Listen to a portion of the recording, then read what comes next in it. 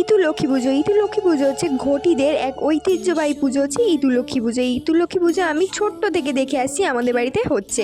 মাই এই পুজোটা পুরো হাতে ধরে করে। এই পুজোতে তেমন কোনো সরঞ্জাম লাগে না, লাগে শুধু হচ্ছে 5 রকম ফল, 5 রকম মিষ্টি, একটু বাতাসা, নকুলদানা, ধূপ, প্রদীপ আর মন ভরে ভগবানকে প্রার্থনা করতে হয়।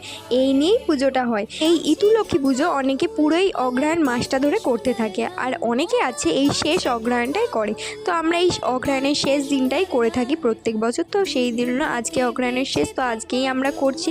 তো মা এখন ফুল দিয়ে সুন্দর করে ঠাকুরকে সাজিয়ে দিচ্ছে। মা লক্ষ্মীর অনেকগুলো রূপের মধ্যে ইতু লক্ষ্মী একটি রূপ। তো মা এখন সুন্দর করে পুজো দিয়ে শাঁখ আর উলু বাজিয়ে পুজো দিয়ে নিচ্ছে। আর এই ঘটে জল ঢালার সময় কি বলতে হয় জানো? বলতে হয়, হিংসে কলমি লগ করে রাজার ছেলে পক্ষ মারে, এই বলে 3 বার জল ঢালতে হয়। তো মা প্রথমে জল ঢাললো, তারপরে আমি একটা ঘটে জল ঢাললাম। এইভাবে সুন্দর করে আমরা আমাদের পুজো সম্পন্ন করলাম।